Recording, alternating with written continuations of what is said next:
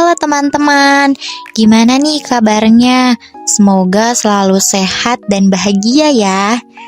Nah, aku bakal ajak teman-teman untuk belajar tentang komunikasi antar budaya. Nah, teman-teman pernah gak sih merasa canggung atau bingung saat berinteraksi dengan orang yang berbeda budayanya dengan kita? Misalnya, teman-teman sudah bersikap sopan, tapi justru dianggap dingin atau sebaliknya. Teman-teman terlalu ramah, malah dianggap tidak sopan. Nah, itu adalah salah satu tantangan dalam komunikasi antar budaya. Di zaman sekarang, kita tidak bisa hanya berinteraksi dengan orang dari lingkungan yang sama, entah itu tempat kerja, sekolah, kampus, bahkan media sosial. Kita semakin sering menemukan dan berinteraksi dengan orang dari berbagai latar belakang budaya. Tetapi tidak perlu khawatir teman-teman, komunikasi antar budaya bisa kita pelajari. Kita bisa memahami perbedaan, menghindari kesalahpahaman, dan bahkan membangun hubungan yang lebih kuat dengan siapa saja. Nah, pada video ini kita akan mempelajari apa itu komunikasi antar budaya, bagaimana contoh dari komunikasi antar budaya, dan apa saja unsur-unsur yang ada pada komunikasi antar budaya. Simak video ini sampai habis ya teman-teman.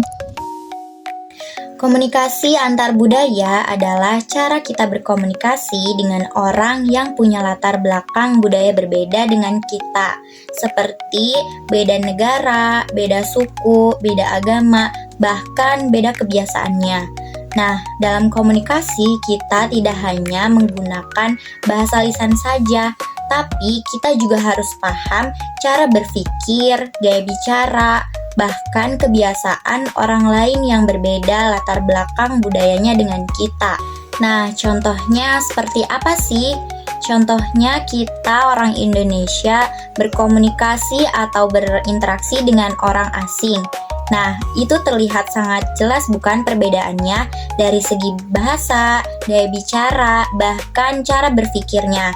Contoh lainnya yaitu mempunyai teman dari berbeda daerah. Misalnya, orang yang berasal dari suku Jawa berteman dengan orang yang berasal dari suku Batak. Nah, itu juga terlihat jelas kan perbedaannya.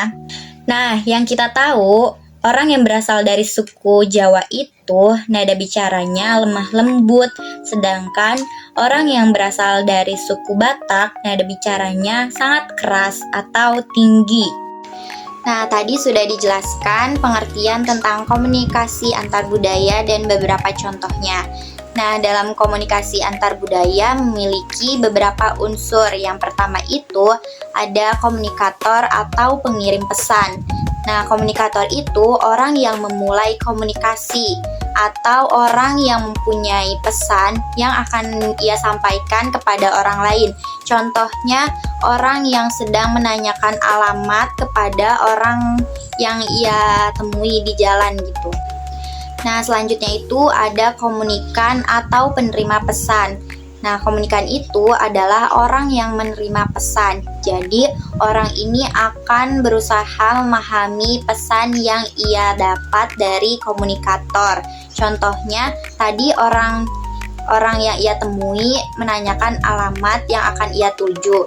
Nah, komunikan ini akan mencoba memahami isi pertanyaan dari komunikator atau pesan yang disampaikan oleh komunikator. Selanjutnya itu ada pesan, yaitu isi dari komunikasi. Bisa berupa kata-kata, gerakan, ekspresi wajah, atau tulisan. Selanjutnya ada media atau saluran, yaitu cara yang digunakan untuk menyampaikan pesan. Bisa berupa tulisan, suara, bahasa tubuh, atau bahkan media online seperti WhatsApp. Contohnya, saya menyampaikan pesan secara langsung, berarti media yang saya gunakan adalah suara. Tapi jika saya menyampaikan pesan melalui teks, melalui WhatsApp, berarti Medianya adalah teks atau tulisan. Selanjutnya ada umpan balik, yaitu respon atau tanggapan dari penerima terhadap pesan yang diterimanya. Nah, ini penting untuk kita ketahui apakah pesan yang kita sampaikan dimengerti atau tidak oleh penerima pesan. Jadi kesimpulannya yaitu komunikasi antar budaya adalah proses menyampaikan dan menerima pesan antara orang-orang dari budaya yang berbeda. Supaya komunikasi bisa berjalan dengan baik, kita perlu memahami juga unsur-unsurnya yang tadi sudah disampaikan, yaitu yang pertama ada komunikator atau pengirim, yaitu orang yang menyampaikan pesan. Yang kedua ada komunikan atau penerima, yaitu orang yang menerima dan memahami isi pesan. Yang ketiga pesan, yaitu isi yang disampaikan bisa nonverbal ataupun verbal. Yang keempat ada media, yaitu cara menyampaikan pesan. Yang kelima ada umpan balik, yaitu respon atau tanggapan dari penerima atau komunikan.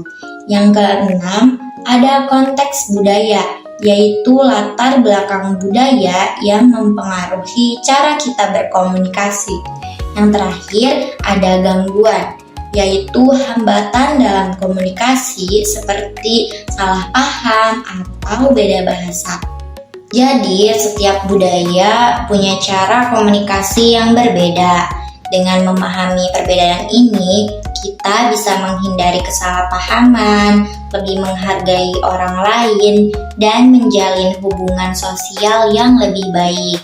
Nah, gimana nih teman-teman? Sudah bisa memahami apa itu komunikasi antar budaya bukan? Ingat ya, komunikasi bukan soal bahasa, tetapi juga soal memahami makna di balik setiap kata, gerakan, dan juga sikap. Karena di dunia yang penuh warna ini, semakin kita paham orang lain, semakin mudah juga kita terhubung.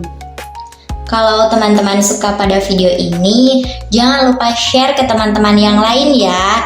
Dan terus belajar menjadi pribadi yang membangun jembatan, bukan tembok antar budaya. Oke, sampai jumpa lagi teman-teman.